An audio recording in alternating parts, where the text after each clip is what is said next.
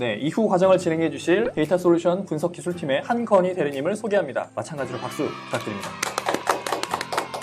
네, 안녕하십니까. 이번에 모델 배포 및 운영에 대해서 발표하게 된 데이터 솔루션의 한건희 대리입니다. 네. 이번 실습에서는 모델을 배포하고 스코어링 데이터를 전달하여서 결과값을 반환받아서 활용할 수 있도록 실습을 할 건데요. 배포된 모델을 주피터 노트북에서 스코어링 데이터를 전달하고 결과값을 반환받는 방법을 학습을 할 예정입니다. 왓슨 스튜디오 퍼블릭 클라우드에서는 모델을 배포하기 위해서는 왓슨 머신러닝이라는 서비스를 이용을 해야 되는데요. 네네. 왓슨 머신러닝을 이용해서 모델의 디플로이먼트를 추가를 하고 이 디플로이된 모델을 이제 왓슨 스튜디오 퍼블릭 클라우드 내에서 테스트를 진행을 한 다음에 이 모델을 이제 스코어링을 해야 되는데요. 먼저 왓슨 스튜디오 이제 주피터 노트북을 통해서 모델을 호출하고 예측값을 반환하는 실습을 할 예정이고, 네.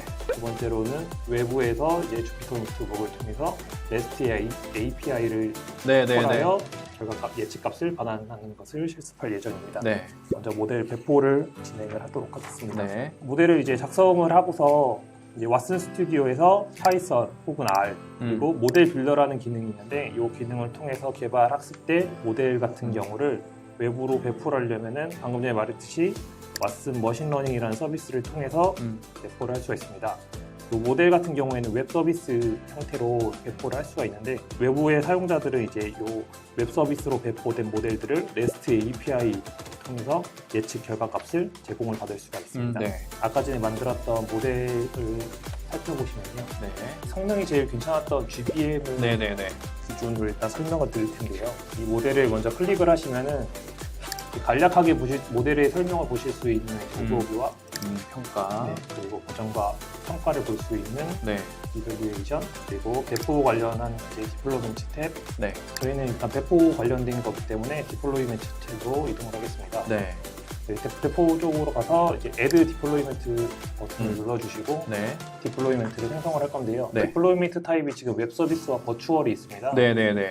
보시면 아까 전에 말씀드렸는데 웹 서비스 같은 경우에는 REST API를 위한 네. 타입이고요. 네. 버추얼 같은 경우에는 이제 애플의 코어 ML을 사용하기 위한 용도입니다. 이거 같은 경우에는 애플의 어플리케이션에서 머신러닝의 모델을 활용하려고 할 때 사용을 하는 건데요. 컨테이너든 파일로든 뭔가 가상화시킨 그 파일을 가지고 아이폰 앱을 만들 수 있다는 거네요.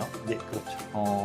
세이브 버튼을 클릭하시면 스테이터스가 이제 네네. 이니셜라이저부터 시작해가지고 네네. 디플로이 인 프로그레스 그리고 디플로이 서섹스까지 진행이 될 건데요. 네. 지금 현재 백그라운드에서 자동으로 지금 진행이 되고 있는 거라고 보면 되는 거죠? 예, 근데 이제 웹 화면이 이제 실시간으로 변경되지 않기 때문에 새로 고침을 통해 가지고 지금 디플로이가 서섹스가 되었는지 확인하는. 오, 되네요. 네.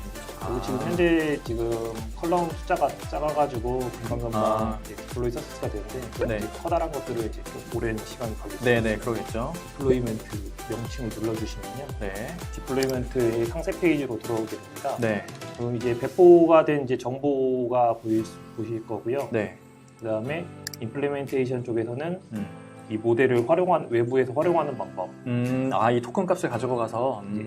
그리고 테스트에서는 이 모델을 이제 테스트를 할 수가 있습니다. 테스트 같은 경우에는 이제 입력값을 엔터 인풋 데이터로 해서 네. 입력값을 입력하고서 이제 테스트 결과값을 받을 수 있는데요. 네네네. 지금 인풋 데이터 같은 경우에는 제이선 형태로 데이터를 보내주시면 됩니다. 네. 필드와 밸류를 통해 가지고 데이터를 보내주시면 되는데 네. 필드 같은 경우에는 그 타겟을 제외한 10가지의 변수 네네. 컬럼이요. 그리고 그 컬럼들에 대한 값들을 이렇게 입력을 해주시고서 프레딕 버튼을 눌러주시면 됩니다. 그럼 이제 우측에 보시면은 예측 결과값이 잘 나오는데요. 네. 예측 결과로는 이제 유지가 될 거라고 예상이 되고요. 유지가 될 확률은 86.75%. 네. 그리고 그거에 대한 개연성으로는 14.24%로 더 많은 값들을 한 번에 계산을 하고 싶다고 하시면은 네. 이렇게 쉼표를 붙이시고서 이런 식으로 저희가 원하는 데이터를 네네네. 요런 값을 가지고 있는 사람은 과연 유지를 할 거냐 아니면 이탈할 거냐. 예, 그리고 이렇게 두 가지의 값을 한 번에 보내게 되면 결과값도 동시에 두 가지의 값을 네. 보낼 수가 있습니다. 요 값들을 가지고 있는 고객들은 이탈을 안 할 거라고 예측을 했네요. 예, 아래쪽의 데이터 같은 경우에는 네. 유지를 하면서 네. 이 확률은 92%. 더 높네. 개연성 같은 경우에 7.67% 정도로 보시면 될 것 같습니다. 네네네. 이번에는 이제 모델 운영에 관해서 말씀드릴 건데요. 네. 왓슨 스튜디오 퍼블릭 클라우드에 있는 주피터 노트북에서 모델을 호출해서 데이터를 전달하고 예측값을 받는 것과 외부에서 이제 주피터 노트북을 통해서 어떻게 데이터를 보내고 예측값을 받는지에 대해서 학습을 하도록 하겠습니다. 네. 먼저 REST API라고 제가 말씀을 드렸는데요. REST API 같은 경우에는 이제 HTTP 통신 통해서 CRUD 그리고 create, read, update, delete와 같은 요청을 리소스와 그리고 HTTP 메소드, post, get, put, delete로 표현해서 특정한 형태로 전달하는 방식입니다. 네네네.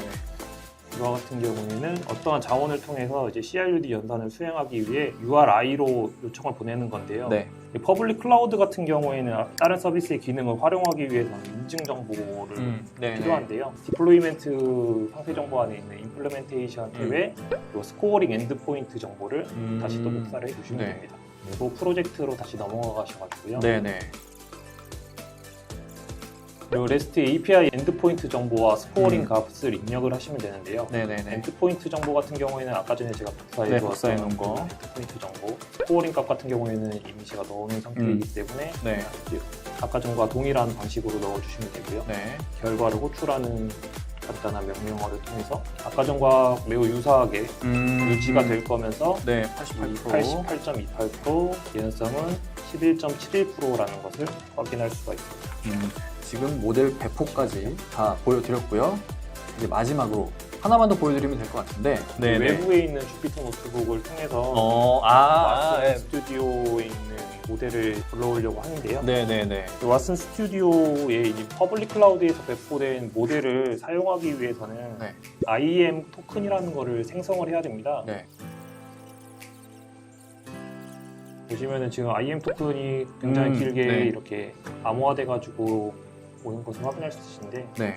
이 IEM 토큰을 통해 가지고 외부에서 지금 데이터를 불러오는 것을 진행을 한번 해보도록 하겠습니다. 외부에서 데이터를 불러와서 아까 저희가 만들었던 그 모델을 활용해서 예측을 할 수 있다. 예, 네. IEM 토큰과 함께 REST의 엔드포인트를 통해서 접속을 할 수가 있는데요. 네네네.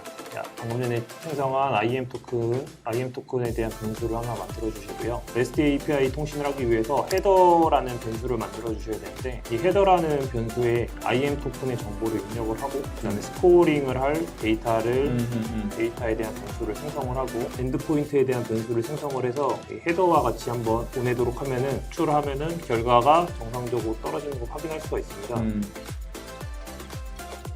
엔드포인트와 이제 결과값 그리고 IEM 토큰을 통해 가지고 실행을 하게 되면은 네.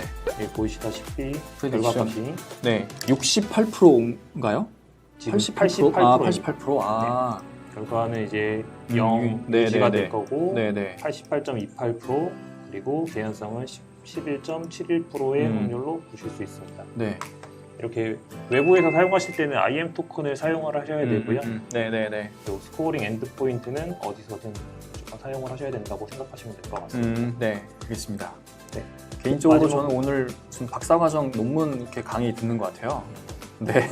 다들 그렇게 느끼실 것 같은데. 네.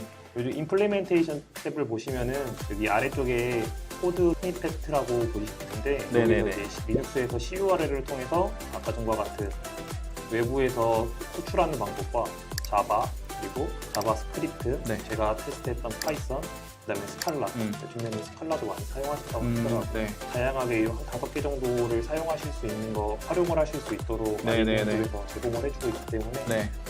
자기가 사용하시는 언어에 따라서 사용하시면 될 것 같습니다. 네네.